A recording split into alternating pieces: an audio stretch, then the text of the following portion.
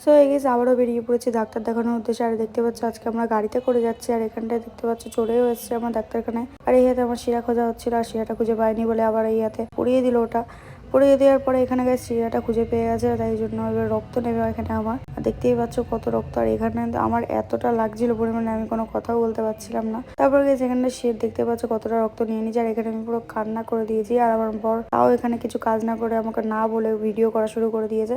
তারপরে গেছে এখানে রক্ত দিয়ে এসে আমি এখানে রাস্তায় বেরিয়ে পড়েছি, আর গাইজ ও আমাকে জিজ্ঞেস করছে কেমন লাগলো তোর। তারপরে গাইজ উঠে পড়েছে আমরা গাড়িতে, আর রানা এখানে বক্তৃতা দিচ্ছে কিছুই হয় না নাকি রক্ত দিলে। তারপরে গাইজ এখানটায় আমার বর আমার জন্য নিয়ে চলে এসেছে আখের রস, কারণ আমার প্রচন্ড শরীরটা দুর্বল লাগছিল। তারপরে এখানে আমি আখের রসটা খেয়ে নিলাম, আর গাইজ তারপরে চলে এসেছে আমার বর আবার জল আর দুটো আইসক্রিম নিয়ে, আর বলছে তুই কোনটা নিবি, আর আমার তো কর্নেটো খুবই ফেভারিট, তাই জন্য আমি কর্নেটোটা নিয়ে নিয়েছি। তারপরে গাইজ ওখান থেকে বেরিয়ে পড়ে চলে এসেছিলাম আমরা কাঁচরাপাড়াতে। আর এখানটা দেখতে পাচ্ছ চলে এসেছি আমরা ল্যাপটপের শোরুমে, আর এখানটায় এসে আমার বড় এখানে ল্যাপটপ দেখছিল, আর আমি এখানে শরীরটা ভালো লাগছিল না বসেছিলাম।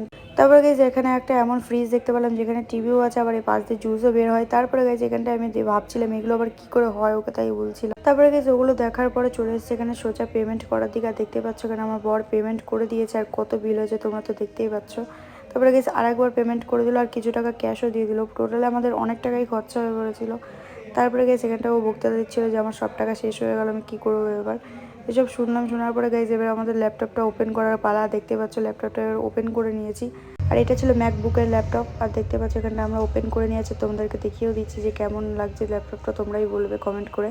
তারপরে গাইজ এখানটা আমিও দেখিয়ে দিলাম একটু ক্যালিমেরে। আর গাইজ দেখো এবার ওটা ওপেন করে নেবো।